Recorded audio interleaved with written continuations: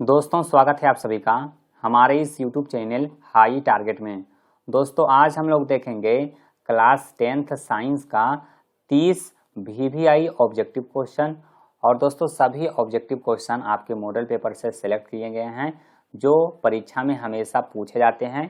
तो अगर आप लोग वीडियो को शुरू कर दिए हैं तो 10 से 15 मिनट लगेगा, आपको वीडियो को पूरा देख लीजिएगा और एक एक क्वेश्चन अच्छी तरह से याद कर लीजिएगा तथा आप लोग रिवीजन कर लीजिएगा। इसमें से बहुत सारा प्रश्न बोर्ड एग्जाम 2026 में आने वाले हैं, तो वीडियो को शुरू से अंत तक अवश्य देखें। तो चलिए हम लोग पहला क्वेश्चन से वीडियो को शुरू करते हैं। देखिए पहला प्रश्न कहता है कि विभवांतर मापने वाले यंत्र को कहा जाता है। दोस्तों विभवांतर मापने वाले यंत्र को क्या कहा जाता है?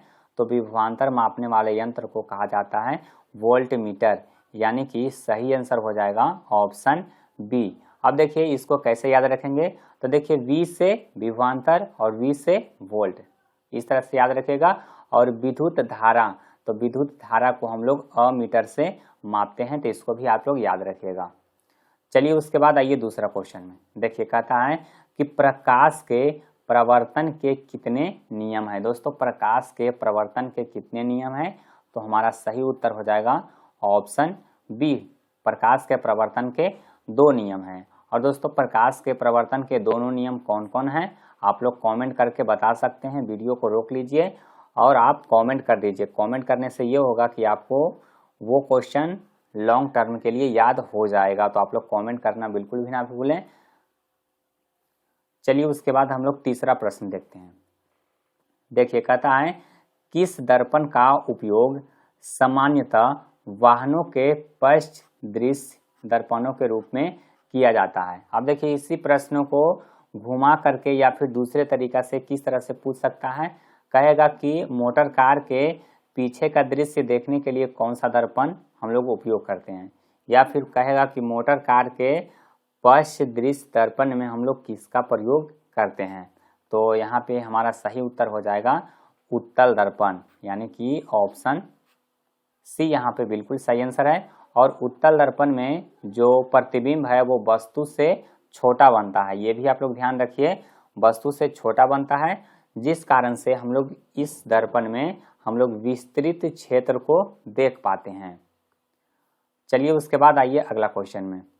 देखिए कहता है कि मानव नेत्र में किस प्रकार का लेंस पाया जाता है। दोस्तों मानव नेत्र में यानी कि मानव के आँख में, इस तरह से पूछ सकता है कि मानव के आँख में कौन सा लेंस पाया जाता है।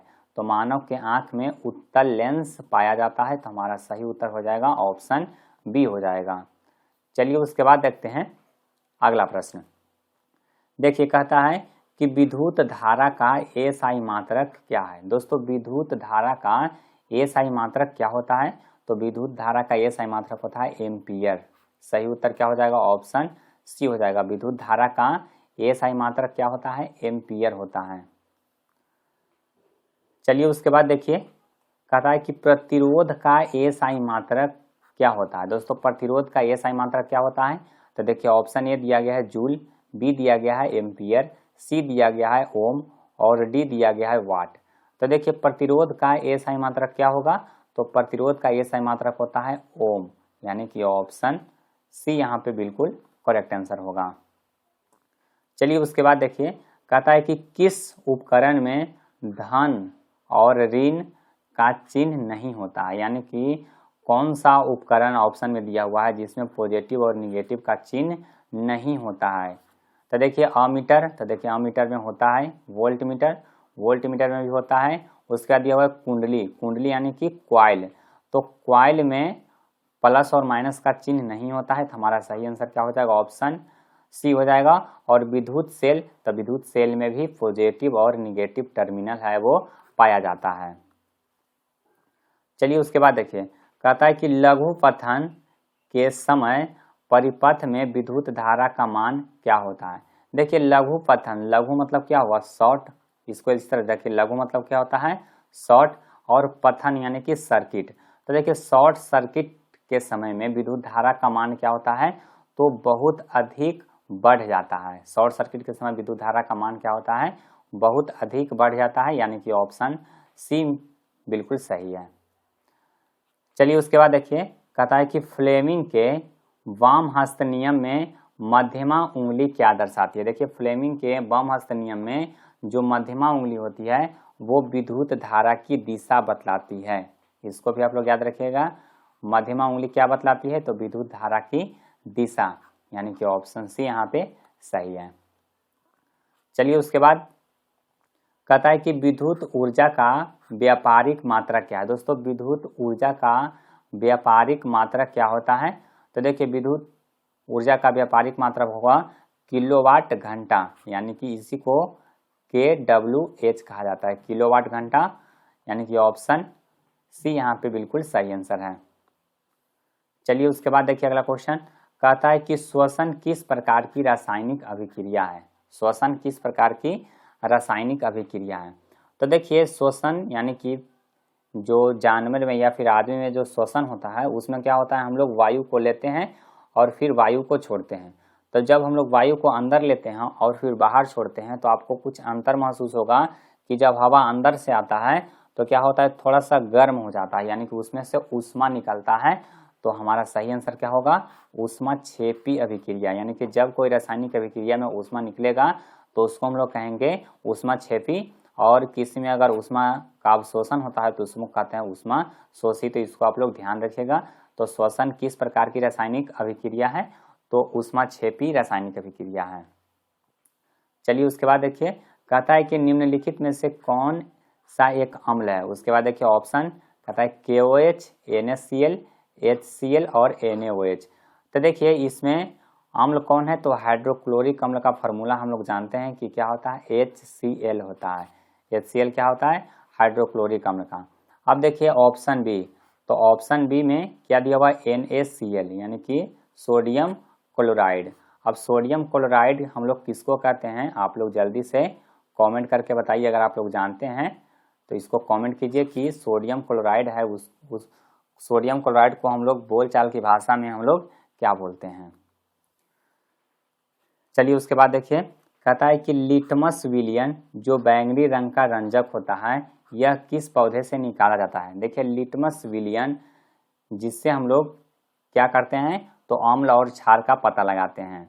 तो देखिए लिटमस विलियन है वो किससे प्राप्त होता है, तो लाइकेन से प्राप्त होता है।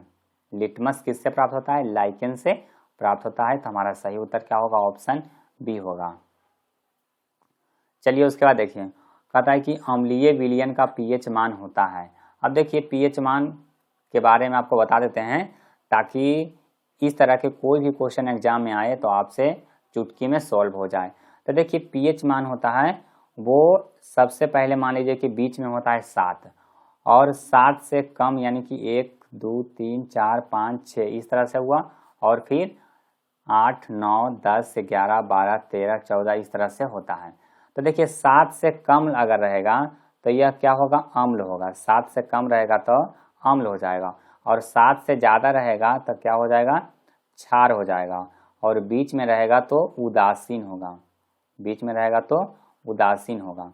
तो कह रहा है कि अम्लीय विलयन का pH मान, तो अम्लीय विलयन का pH मान क्या होगा, 7 से कम होगा, यानी कि ऑप्शन बी यहाँ पे सही आंसर है। अब देखिए प्रश्न में कह दिया कि कोई विलयन है उसका pH मान कितना है, 3 है। pH मान 3 है तो यह कैसा विलयन होगा, अम्लीय होगा, क्षारीय होगा, या फिर उदासीन होगा। तो देखिए अगर pH मान 3 है तो कैसा हो जाएगा, अम्लीय हो जाएगा। अगर 8 होगा तो क्षारीय होगा, अगर 7 हो जाएगा तो उदासीन होगा। इसलिए जल का जो pH मान होता है वो कितना होता है, 7 के बराबर होता है, यानी कि जल कैसा विलयन है, तो जल एक उदासीन विलयन है।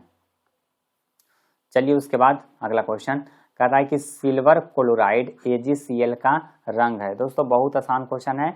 सिल्वर, तो सिल्वर किस कलर का होता है, तो सिल्वर होता है वो सफ़ेद यानी कि श्वेत कलर का होता है। तो हमारा आंसर क्या हो जाएगा, ऑप्शन ए हो जाएगा। और सिल्वर को क्लोराइड भी होता है वो सफ़ेद ही होता है। चलिए उसके बाद देखिए, कहता है कि लोहे में जंग से बचाने के लिए किस विधि का उपयोग किया जाता है। बहुत आसान क्वेश्चन है, इसको कोई भी स्टूडेंट है वो इसका आंसर बता देगा। तो देखिए ऑप्शन ए है ग्रीस लगाकर, बी है पेंट लगाकर, सी है यशद लेपन यानी कि गैल्वेनीकरण। अब देखिए ये क्या होता है, तो यशद लेपन होता है जस्ता का परत चढ़ाना। क्या होता है, जस्ता का परत चढ़ाना, जिसका अनुसूत्र फार्मूला क्या होता है, Zn होता है। तो जिंक का परत चढ़ाना ही जसद लेपन यानी कि गैल्वेनीकरण, इसी को अंग्रेजी में गैल्वेनाइजेशन कहा जाता है। तो देखिए हम लोग तीनों विधि का उपयोग करके हम लोहे पर से जंग लगने से बचा सकते हैं। तो हमारा सही आंसर क्या हो जाएगा, उपरोक्त सभी, यानी कि ऑप्शन डी हमारा सही है। चलिए उसके बाद देखिए, कहता है कि निम्नलिखित में से कौन अधातु विद्युत का सुचालक है। कहता है निम्नलिखित में से कौन सा अधातु विद्युत का सुचालक। तो देखिए जब अधातु का बात आएगा और विद्युत का सुचालक का बात आएगा तो एक ही नाम आता है, वो है ग्रेफाइट। Graphite, graphite. और ग्रेफाइट कहाँ होता है, तो हम लोग जानते हैं कि पेंसिल का निब में होता है ग्रेफाइट। पेंसिल का निब में क्या होता है, ग्रेफाइट होता है। चलिए उसके बाद देखिए, कहता है कि कार्बन क्या है। तो कार्बन क्या है, धातु है, अधातु है, उपधातु है, या फिर इनमें से कोई नहीं। तो धातु क्या है, सॉरी कार्बन क्या है, तो कार्बन एक अधातु है, यानी कि ऑप्शन बी हमारा यहाँ पे बिल्कुल सही आंसर होगा। चलिए उसके बाद आइए अगला सवाल में, कहता है कि एथेन का आणविक सूत्र C2H6 है, इनमें कितने सहसंयोजक बंधन है। देखिए इसमें कितने सहसंयोजक बंधन है ये बताना है। तो देखिए इसका पहले हम लोग स्ट्रक्चर खींच लेते हैं। देखिए कार्बन हो गया और उसके बाद हाइड्रोजन 6 जगह दे दीजिए। देखिए 1 हो गया, 2 हो गया, 3 हो गया, 4 हो गया, 5 हो गया, 6 हो गया, 6 हाइड्रोजन हो गया और यहाँ पे कार्बन 2 हो गया। अब देखिए इसमें कह रहा है कि कितने सहसंयोजक बंधक हैं। अब देखिए बंधन गिन यहाँ पे 1 2, उसके बाद यहाँ पे 3 4 5 6 7। तो इसमें सहसंयोजक बंधक कितने हो गए, 7 हो गए हैं। तो हमारा सही आंसर क्या हो जाएगा, ऑप्शन बी हो जाएगा। चलिए उसके बाद देखिए, कहता है कि आधुनिक आवर्त सारणी में आवर्तों की संख्या है। दोस्तों आधुनिक आवर्त सारणी में आवर्तों की संख्या कितना है, 7 है, और वर्ग कितना होता है, 18 होता है। इसको भी याद रखिएगा। अगर आवर्त सारणी में क्या पूछेगा, आवर्त, तो आवर्त हो जाएगा 7 और वर्ग कहेगा तो 18। चलिए उसके बाद देखिए अगला प्रश्न, कहता है कि स्वपोषी पोषण के लिए आवश्यक है। तो स्वपोषी पोषण के लिए क्या क्या आवश्यक है, तो कार्बन डाइऑक्साइड है आवश्यक है, जल आवश्यक है, क्लोरोफिल आवश्यक है, सूर्य का प्रकाश आवश्यक है। यानी कि तीनों ऑप्शन यहाँ पे मिल रहा है। तो सही आंसर क्या हो जाएगा, ऑप्शन डी हो जाएगा। चलिए उसके बाद देखिए, कहता है कि प्रकाश संश्लेषण की क्रिया में ऑक्सीजन बाहर निकलता है। प्रकाश संश्लेषण की क्रिया में ऑक्सीजन बाहर निकलता है किससे, तो जल से निकलता है, यानी कि ऑप्शन बी हमारा बिल्कुल सही उत्तर है। चलिए उसके बाद देखिए, कहता है कि पीत रस कहाँ से स्रावित होता है। दोस्तों पीत रस है वो कहाँ से स्रावित होता है, तो जो पीत रस होता है वो यकृत से स्रावित होता है। यकृत से क्या होता है, स्रावित होता है। अब देखिए इसमें एक क्वेश्चन होता है कि स्रावित होता है यकृत से। अब कहता है कि संचित, संचित मतलब होता है जमा, तो संचित कहाँ होगा पीत रस, तो यह होगा पित्ताशय में। कहाँ होगा, पित्ताशय में। इसको भी आप लोग याद रखिएगा कि संचित कहाँ पर होगा, तो पित्ताशय में, और स्रावित कहाँ होता है, तो यकृत से। चलिए उसके बाद देखिए, कहता है रक्त का थक्का बनने में सहायक है। तो ऑप्शन देखिए, लाल रक्त कोशिकाएं यानी कि RBC, इसके बाद है श्वेत रक्त कोशिकाएं यानी कि WBC व्हाइट ब्लड सेल, फिर है रक्त बिंबाणु यानी कि प्लेटलेट्स, और डी दिया गया है लसिका। तो देखिए रक्त का थक्का बनाने में कौन सहायक होता है, तो यहाँ पे ऑप्शन सी सही होगा, प्लेटलेट्स यानी कि रक्त बिंबाणु। चलिए उसके बाद देखिए, कहता है कि मनुष्य के वृक्क यानी किडनी एक तंत्र का भाग है जो संबंधित है। तो देखिए किडनी, तो किडनी किस तंत्र से है, तो उत्सर्जन तंत्र से संबंधित है। तो हमारा सही उत्तर क्या होगा, ऑप्शन सी होगा, उत्सर्जन। उसके बाद नेक्स्ट क्वेश्चन, कहता है कि निम्नलिखित में से कौन पादप हार्मोन है। पादप हार्मोन कौन है यही बताना है। तो देखिए इंसुलिन, उसके बाद है थायरोक्सिन, एंड्रोजन और साइटोकाइनिन। तो देखिए ऊपर से देखिएगा तो इंसुलिन, थायरोक्सिन ये सब क्या है, मानव के शरीर में पाया जाता है, लेकिन साइटोकाइनिन है वो पेड़ पौधे में पाया जाता है। यानी कि यह क्या है, तो यह एक पादप हार्मोन है। क्या है, पादप हार्मोन। इसको याद रखिएगा, क्या है, पादप हार्मोन कौन है, साइटोकाइनिन है। चलिए उसके बाद कहता है कि दो तंत्रिका कोशिका के मध्य खाली स्थान को क्या कहते हैं। दोस्तों ये भी क्वेश्चन बहुत बार एग्जाम में आ चुका है, तो इसको भी आप लोग याद रखिएगा। इसका सही आंसर हो जाएगा सिनेप्स, यानी कि ऑप्शन बी बिल्कुल सही है। चलिए उसके बाद देखिए, कहता है कि अलैंगिक जनन मुकुलन द्वारा होता है। मुकुलन द्वारा अलैंगिक जनन किसमें होता है, तो ईस्ट में होता है। किसमें होता है, ईस्ट में, यानी ऑप्शन बी बिल्कुल सही है। चलिए उसके बाद देखिए, कहता है कि आनुवंशिकी का जनक किसे कहा जाता है। दोस्तों बहुत ही आसान क्वेश्चन है। आनुवंशिकी का जनक कहा जाता है ग्रेगर जॉन मेंडल, यानी कि ऑप्शन सी बिल्कुल सही आंसर है।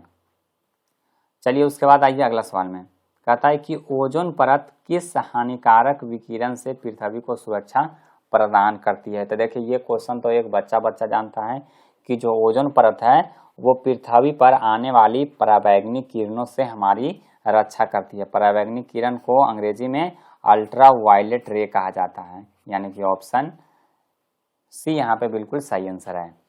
तो दोस्तों आप लोग कमेंट करके बताइए कि वीडियो कैसा लगा, और इस वीडियो से संबंधित अगर कोई सवाल है तो आप कमेंट करके पूछ सकते हैं, और आपको नेक्स्ट वीडियो कौन सा टॉपिक से चाहिए वो भी आप लोग कमेंट कर सकते हैं। और दोस्तों ये पीडीएफ अगर आप लोग डाउनलोड करना चाहते हैं तो हमारा mobile application high target download कर लीजिए, वहाँ पे इसका पीडीएफ है वो आसानी से आपको मिल जाएगा। तो आज के लिए बस इतना ही, मिलते हैं आपको अगले वीडियो में।